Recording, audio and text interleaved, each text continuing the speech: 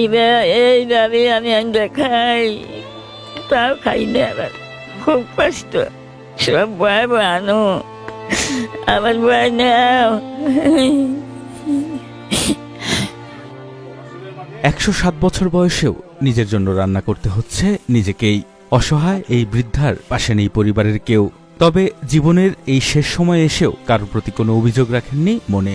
কখনো কষ্ট হলে একা একাই কেঁদে নিজেকে সান্ত্বনা দেন তিনি।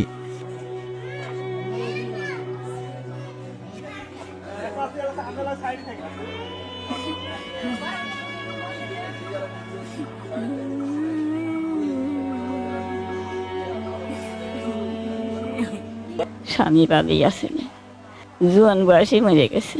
ওর তো করতেছি না যে একবার হিরিকের 1 বছর আগে মরে গেছে। তাই আমার বয়স হয়ে গেল, স্যাংরা বয়সে আসছিলেন। আমি থাকতে বাড়ি আসছিলাম, স্বামী ফুরে গেল। আমাদের দুঃখ, শরীর খেনি আল্লাহ ভালো, খেনি মন্দ। এই বড়ি টড়ি ওষুধপাতি খাই, টাকাটা ঠিক মতো থাকে। কি আশা থাকবে বাবা, কি হবে? আমার কোনো আশাই নেই। আমার জোয়ান জীবন বাবাই গেলি কিছু না, এই বিছনে পড়ে থাকি। বেটাও নাই, বিটিও নাই, একটা নাতি পুতিও নাই, কেউ নাই। সরাসরি জানবই না, আমার যদি আত্মাটা বাড়া যায়, আমার সরাসরি হি জানবো না। এ জানের ভরসা নাই বাবারে।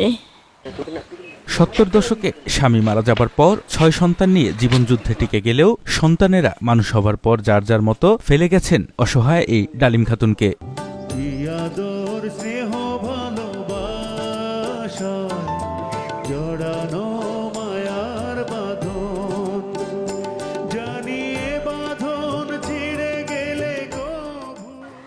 আমার ছেলে মেয়ে আনিয়া 4, একটা মারা গেছে, 3 আছে।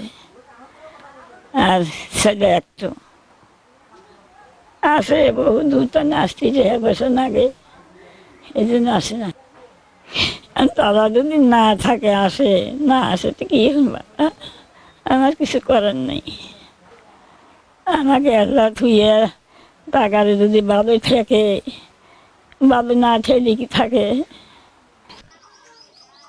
ছোটবেলায় নিজের বাবাকে হারিয়ে সৎ বাবার ঘরে বেশি দিন ঠাঁই হয়নি তার। খুব অল্প বয়সেই বিয়ে দেন জসিমউদ্দিন শেখের সাথে। আর তখন থেকেই ঠাঁই হয় সিরাজগঞ্জের উল্লাপাড়া উপজেলার চকনিহাল গ্রামে। সবাই এক শ্রেণী হবো। ঈদের দিন যদি তারা না আসে আমার কাছে, তো আমি কেবল এলাই কাটাম। আমি কিছু তো আরও হয়ে পাম না। সরাসরি আছে টাকারে যদি মন কান্দে একলা দিব, না কান্দে না দিব। কি বলে নিজের তো তরে ভালোছি ঈদ তরে হইলে খামু, কি বেটা হুমকে থাকবো, তরে হইব খামু, হেতু আশা নাই। আমার পিঠিরা বেটারা বউরা কেউ আসবো না, দিতে কি হইব এই কথাই কয় খালি। এই যে বয়সে বেড়ে টেহা তুলছিলাম 3,500। কি বলে খবর শুনে ওই যেটা শুনছে, এই গাঁর মাসির ঠানি শুনছে, শুনে চাইলেও তা আমি দিয়ে দিছি। সরকারি হিসেবে বয়স 100 পার করেছেন আরও 7 বছর আগে। সোজা হয়ে চলার ক্ষমতা হারিয়েছেন অনেক আগেই, কিন্তু জীবিকা তো আর থেমে থাকে না। তাই জীর্ণশীর্ণ ঘরে কখনো একবেলা, কখনো বা না খেয়ে দিন পার করেন তিনি। প্রতি বছর একবার কোরবানিতে গরুর মাংস দিয়ে তৃপ্তি করে ভাত খান প্রতিবেশীদের বদৌলতে। গত কুরবানি খাসি, ওই যখন কুরবানি হয় এখন সেই দিনই এনে এনে দিয়ে গেছে।